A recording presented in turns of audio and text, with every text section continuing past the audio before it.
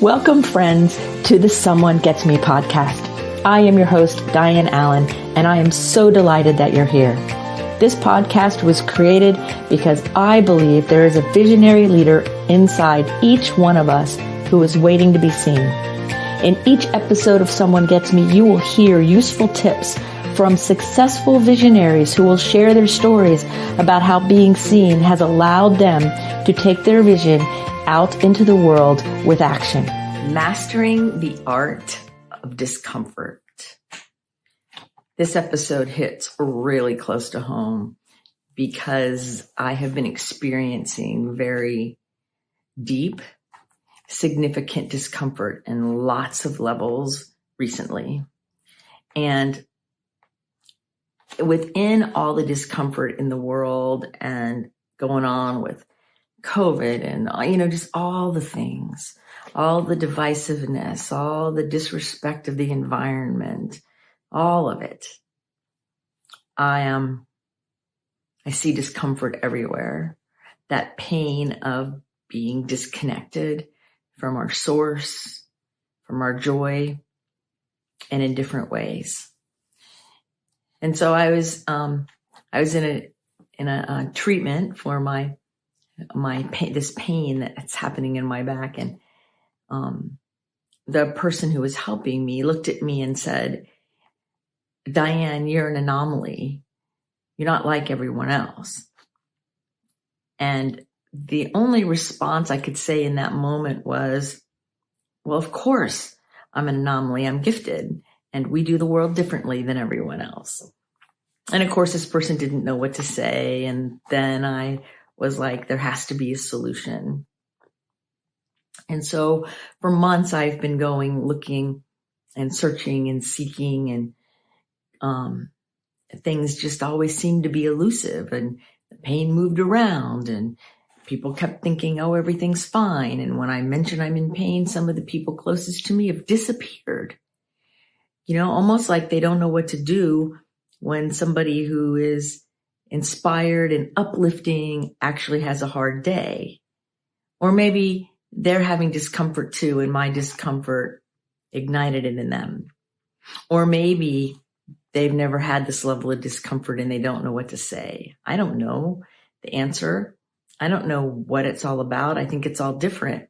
But what I do know is there is an art to mastering being uncomfortable.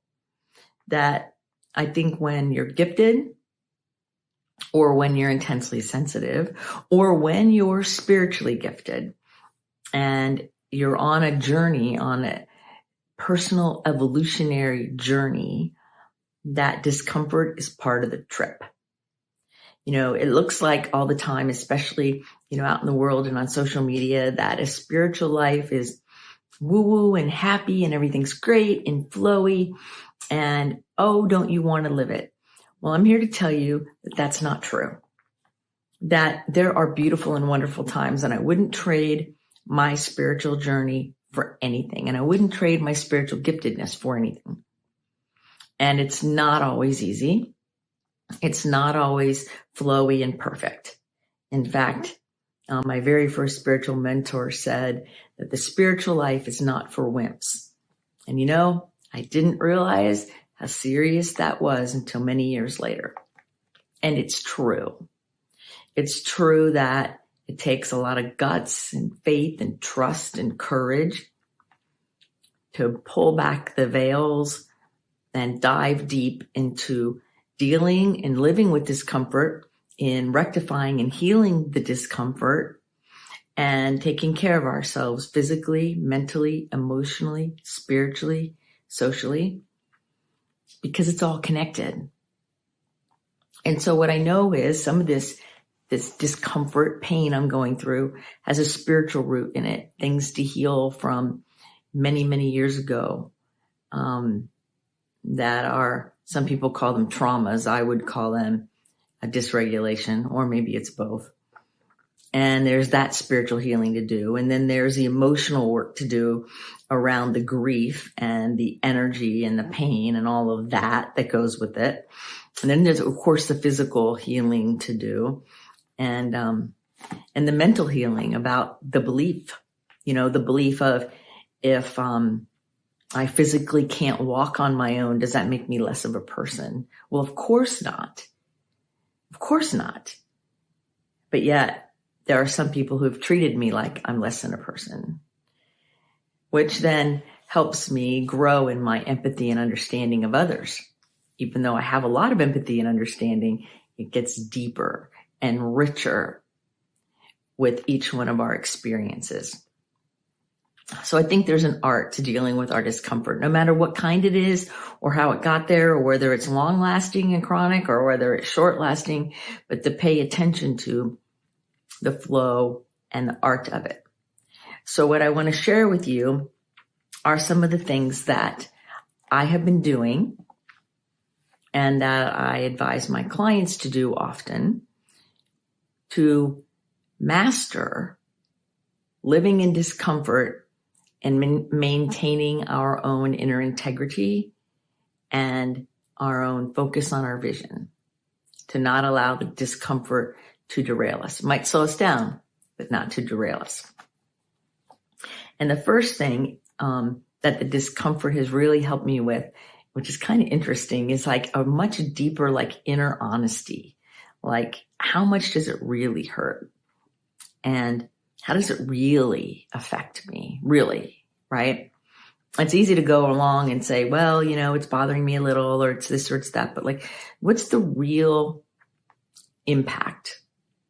And what's the real value that I'm getting out of it? And what is good, capital G good, like spiritually good about the experience? There's all kinds of answers to that. And, each day is different. Some days I like stamp my princess foot and go, no, there's nothing good. But the truth is, there always is something. There's always a way to get a little bit more deep with that inner honesty. Like, what is the old pain that's trying to heal spiritually, right? How am I handling any kind of grief or frustration, really? What do I believe about this experience, like, really? And you can ask yourself those questions with the discomfort you're going through, because we all have some level of discomfort at some point in our lives. It's not like I'm the only one in the world that's ever had discomfort, because it's not true. Everyone has had some kind of discomfort. So the other thing that I thought about is that allowing ourselves to have the grieving process, like allow ourselves to be angry some days, allow ourselves to be joyful some days, allow ourselves to be depressed some days, allow all the range of feelings and all the grief. Grief means a conflicting mass of human emotion followed by any significant change of behavior. Well, the truth is, there is a conflicting mass of emotion and there is a significant change in my behavior, going from walking with my dog 10 to 15,000 steps a day to unable to walk without a walker and being in extreme pain. That is a significant change of behavior. So of course there's a conflicting mass of emotion. I'm grateful that there's a technology that I can have a walker, and I'm grateful there's people helping me. And I'm grateful that I'm still alive, and I'm grateful that I can at least move about on some level. And I can also be frustrated and angry and hurt, all of those feelings too. We all have them when there's a significant change in our behavior, because that's what grief is, all that conflicting thing. So one of the ways to master the art of being uncomfortable or being in a place of discomfort is to give ourselves permission to experience it, experience the feeling, experience the emotion, experience what we're saying to ourselves, and not try to hide it or minimize it. Like, tell the truth, the inner truth. It doesn't mean we walk around whining and complaining either. It means that we're honest with ourselves more and more each day to the best of our ability. Then we want to pay attention to the joyful moments, because even within the discomfort and even within all this excruciating pain, there have been lots of joyful moments. There have been opportunities that I've had with friends. There have been celebrations of different kinds. There have been times where a helping professional actually listened to what I had to say and offered a viable solution that began to work and move toward the right direction. There have been opportunities to try new things as far as different kinds of ways to help my body feel better. And there's been joy in all of those things, even and with whatever the discomfort is. So you could be going through some kind of discomfort and have joy too. Remember, grief, conflicting mass of human emotion following any significant change of behavior. It's hard for me to sit in one position. It's really kind of weird, so sorry about that. Then we have to learn how to receive. That has been a hard one, kind of, right? Receiving care and love and support, and receiving it from ourselves too. You know, like when I get really frustrated, reminding me that I love me and that yes, it's a difficult time, but it's not going to last forever. And when you have a difficult time or a time of discomfort, you can still love yourself in the middle of it. Because just because it's a hard time doesn't mean there's something wrong with you or that you're bad or you did anything wrong. It means that it's a tricky time. So I'm learning even more and more different ways to do self-love, you know? Like at one point, I wanted to give myself a pedicure and I could not reach my feet because of the pain, because it was hurting so much. So I didn't get to do that. So when I finally could do a pedicure, it felt even better than the ones before. So there's all kinds of ways to experience discomfort, master the art of living in it, and still find joy and still realize that being alive and being able to even experience the pain and the discomfort is a gift. Sounds goofy, maybe a little paradoxical, but I would rather be experiencing challenges than experiencing nothing. Like as in flatline, as in so numbed with drugs or alcohol, or be dead. I don't want to be like that. I want to have an experience of life. And here's what I also know, and this is what I know about you and me. As we get through whatever the discomfort is, we will be able to use those lessons to serve other people. Whether it's better understanding, a heart with more compassion, knowledge base from all the research and diving down the holes, you know, because us gifted people, we will go down rabbit holes. And I can tell you, I have learned more about the different muscles affected and all the different minerals needed in all of these things than I ever thought I would know. I have learned more than I ever thought I would know. All in the own research. And somewhere I am certain that I'm going to run into either a friend, a colleague, a client, somebody, and some of this rabbit hole research that I've gone through or the experiences I've gone through will be useful to someone else. And I always hold that in my mind. You know, how is this going to be able to serve another at some point in the future? It's never failed me yet with any other kind of discomfort I've had in my life. So, but we have to be able to receive the help. We have to be able to pay attention. We have to be willing to understand there's something bigger going on than the immediate pain, even though sometimes that pain, whether it's emotional, physical, or spiritual, can feel like it's all consuming. There's always something more happening, always. One of the other things it's done for me and that I've learned is even a deeper spiritual connection. And I do a lot of spiritual work, as a lot of you already know, but it's even deeper now. And I think that any kind of pain or separation is an invitation to go deeper into our soul, into our purpose, into our mission, into what we're doing, sucking air, into our own reciprocity with life itself, with Mother Earth, with the world. Like, it's a give and take living here. It's not just all taking and it's not just all giving. It's all of it. And to get deeper and deeper connected to our own spiritual essence, to the world, it's magnificent, really. You know, during some of the treatment and work I've done on myself this time. I've done some really intense sound healing that have yielded amazing things. I've done some meditations that have been profound. I've spoken to medical intuitives who have helped guide some of the decisions on different supplements needed. All of these things are spiritual, helping the human experience. So we have to be willing to go deeper within and then see how they work together. I think it's fascinating, and I'm learning so much. There's so much more to share, I'm telling you. Then the other thing that's helping me master the art of this mess is being able to honor more deeply diversity in everybody. Like, I love diversity, neurodiversity, and diversity of all kinds.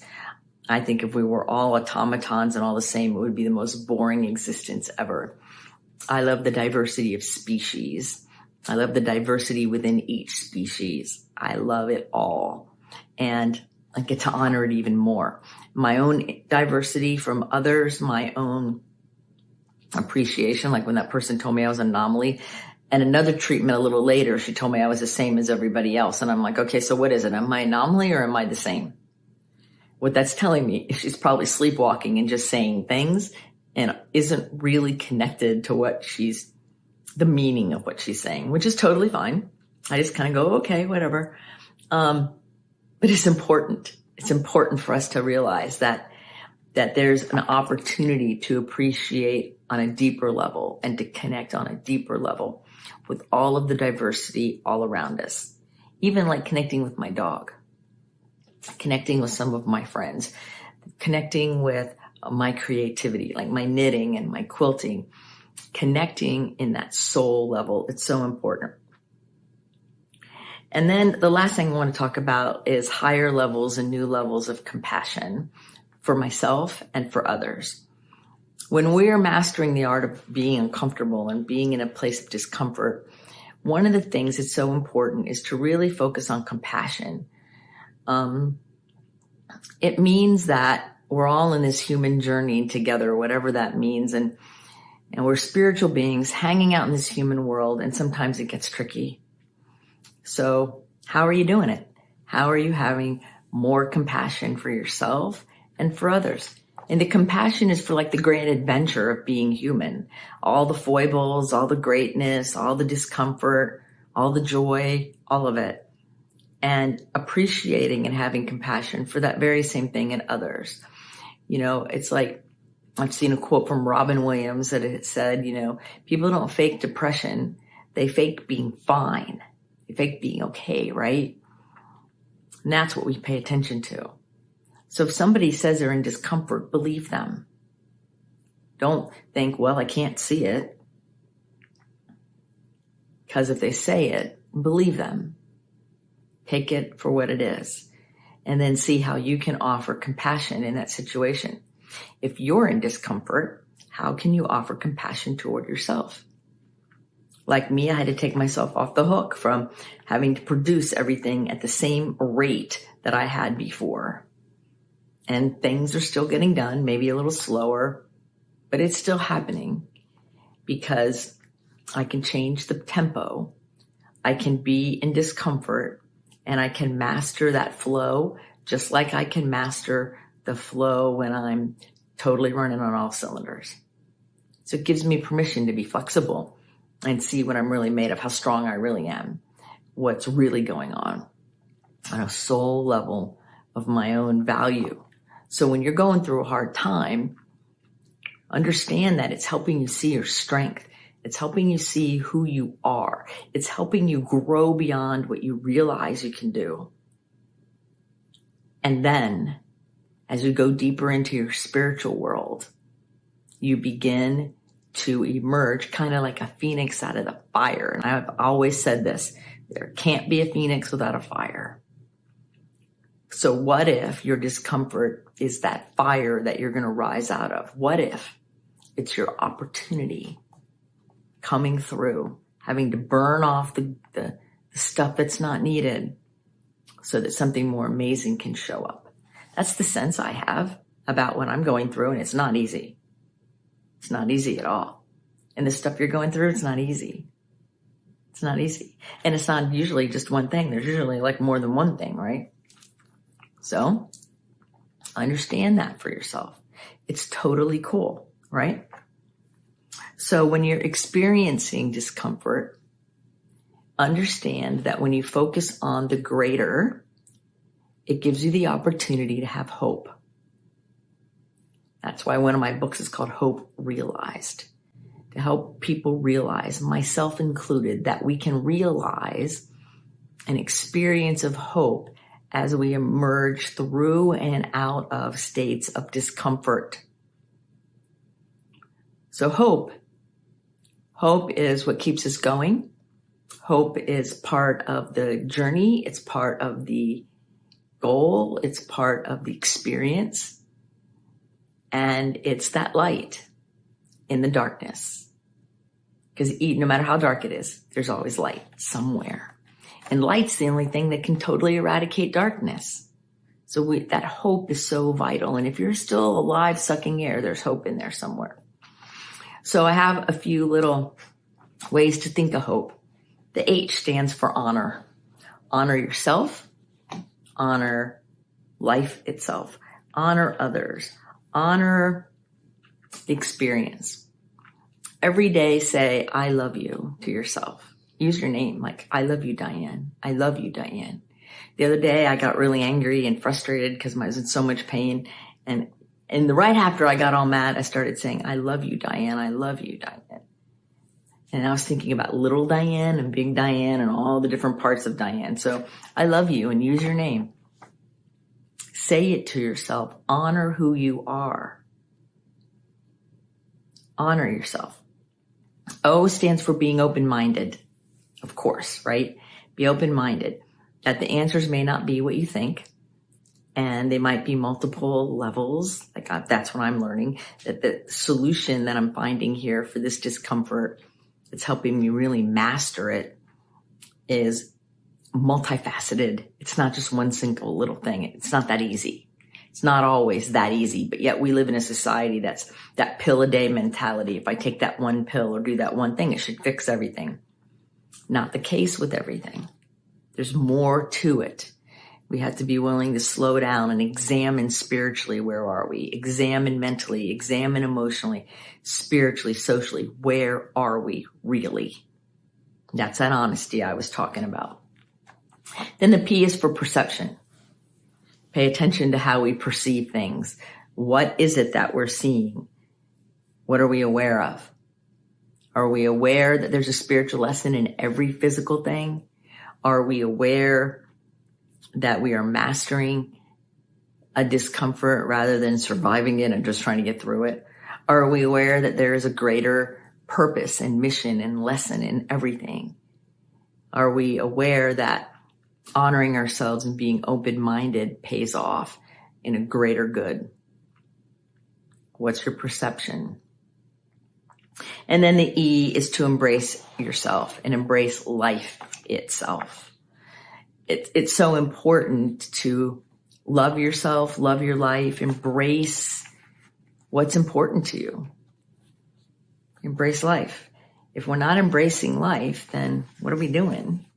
We're not really mastering anything. We're kind of just surviving, and we don't want to do that. That's not fun. It's not rewarding, and it's not the goal. So gifted, intensely sensitive people who are spiritually gifted like I am, sometimes these emotions are intense and heavy and conflicting. Sometimes they're smooth. Sometimes it almost feels like this absence of all of this static.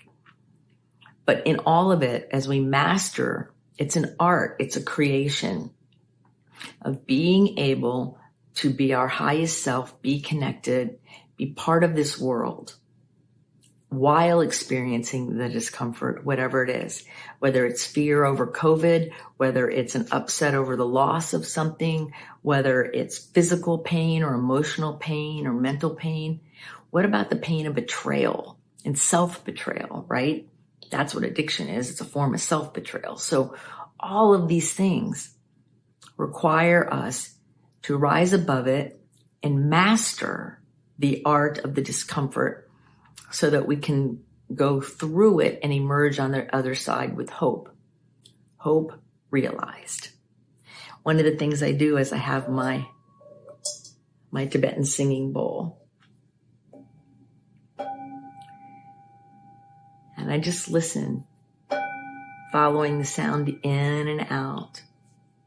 It's part of my healing, is to allow myself to kind of turn off my mind and just be in the vibration.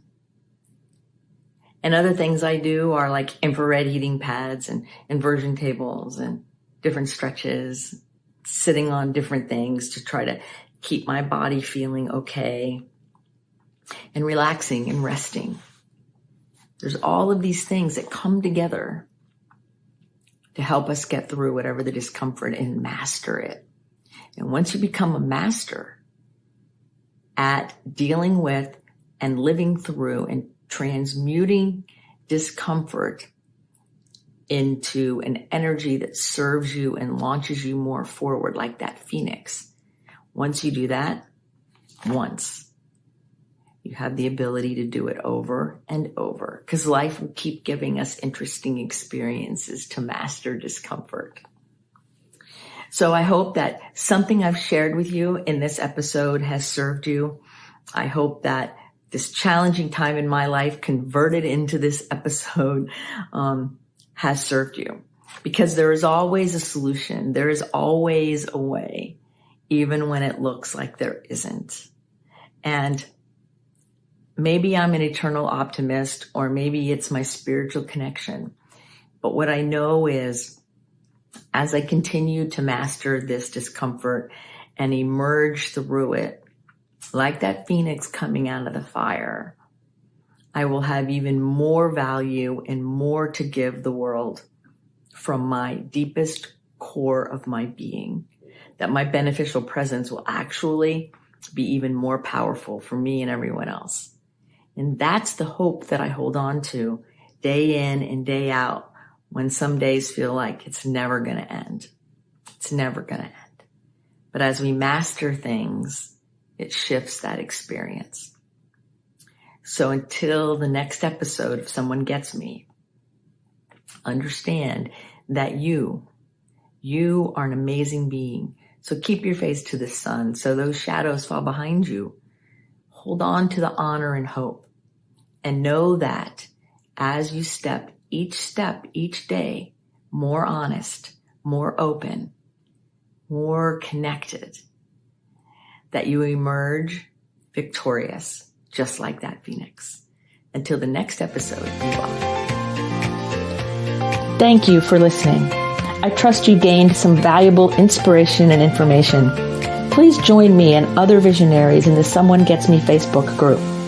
Or for more information on my services and additional episode's, visit someonegetsme.com. Again, thanks for listening.